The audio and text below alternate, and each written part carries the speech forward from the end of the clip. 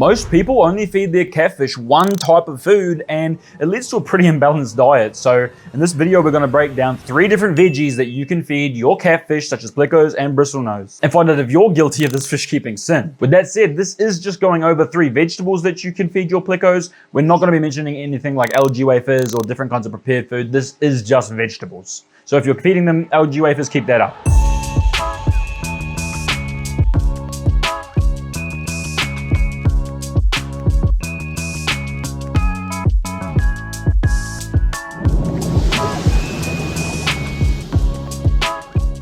So coming in with the first vegetable that most of you guys are probably familiar with, everyone's probably eaten it, tried it, used it in food, and it's going to be cucumber.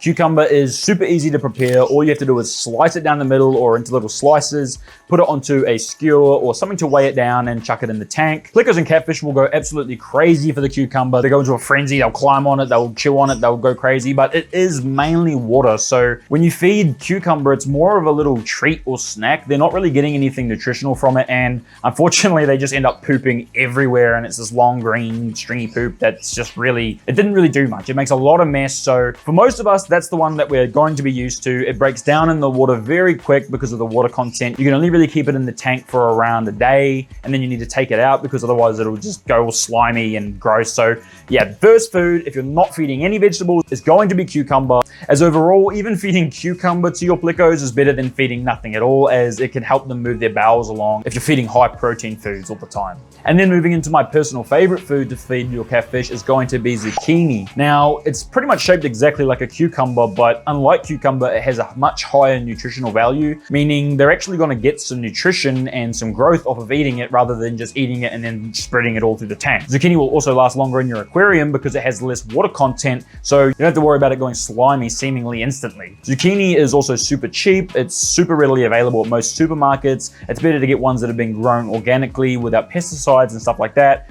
You can use any zucchinis and any of these vegetables mentioned in this video, but just make sure to give them a thorough wash, just with regular water, just scrub them down, because you don't want to get any kind of pesticides, dirt, anything like that in your tank. But zucchini is prepared the same way. You can slice it down the middle, you can slice it into chunks, weigh it down in the water. You can blanch it as well. If you blanch it briefly in hot water, move it to cold, it'll sink without needing to be weighed down. But by doing that, it is going to break down faster in the tank as well, because you're kind of, bringing more water in by boiling it, basically. It'll break down quickly. Also, for a pro tip, make sure you don't skin your zucchinis. I have seen some people recommend this on fish keeping forums. Peeling the zucchini kind of takes away most of the nutrients that feeding the zucchini really gives. There's a lot of good micronutrients and macronutrients in the skin itself that's really going to help their digestion and bring the colors out. So yeah, make sure you don't skin the zucchini. Even if they seemingly don't eat a lot of it, they probably are still at least eating a little amount. And sometimes my peppermints seem to prefer the skin over the actual flesh of the zucchini. That is going to be our second vegetable, zucchini.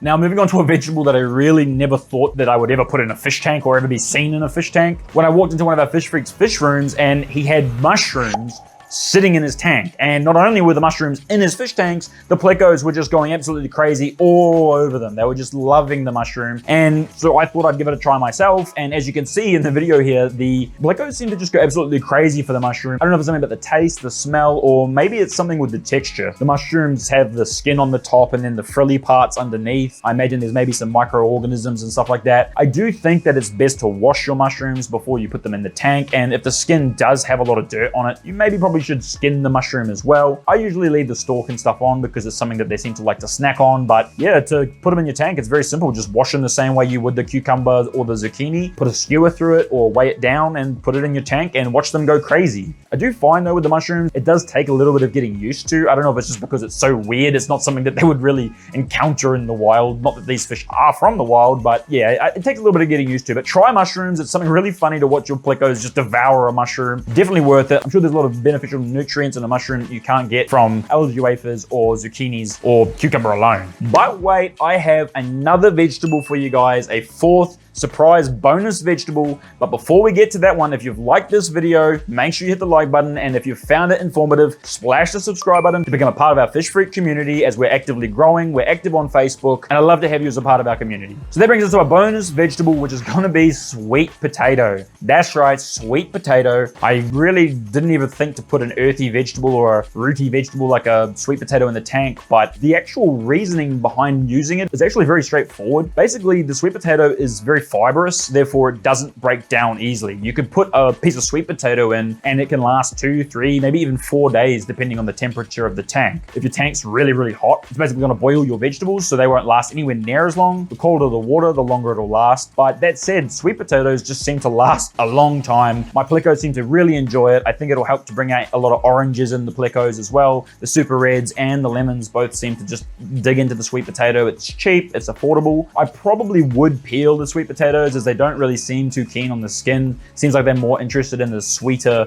flesh of the actual sweet potato itself. But as you can see, they seem to like it, and it's kind of a random one to put in. And that brings us to the end of the video. Have you guys fed any of these foods to your guys' Plecos or catfish? Let me know in the comments, and let me know if any of these vegetables surprised you like they did me. I never really thought to feed vegetables basically a deconstructed stir fry. It's kind of crazy that they can just eat all these vegetables and actually enjoy them and grow from them similar to people. Let me know in the comments, have you fed any of your catfish these vegetables, or do you feed something different that I didn't discuss in this video? Let me know. But until then, fish freaks, I will see you in the next video.